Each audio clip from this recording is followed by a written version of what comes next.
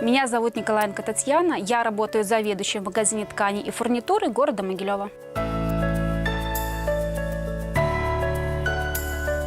Рабочее утро начинается с 9:00.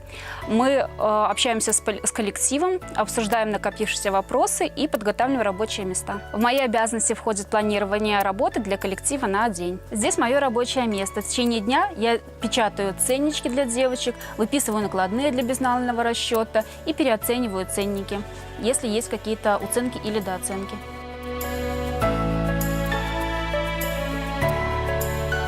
В профессию я попала чисто случайно, искала работу, оказалась в торговле. В магазине мне предложили хорошее место с хорошими условиями работы и, так как у нас магазин и фирма развивающая, возможностью карьерного роста. В работе мне нравится обслуживание покупателей, помогать в подборке тканей, фурнитуры для них, чтобы они создавали для себя новые образы. Все, что вы видите на полках нашего магазина, я выбирала сама. Помогала составлять заявки и выбирать ассортимент для магазина.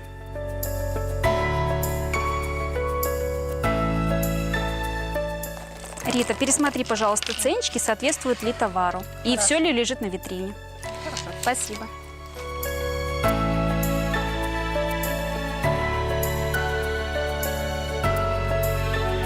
Коллектив у нас женский. Все девочки ответственные, позитивные и интересные. С девочками мы можем поговорить по душам в конце рабочего дня за чашечкой чая. В течение дня я выхожу на зал, чтобы посмотреть, как работают девочки. Проконтролировать, все ли они правильно сделали, чтобы на каждой ткани висел ценничек, на котором было написано состав, ширина ткани и производитель. Я люблю свою работу, потому что она делает утро моей страны добрым.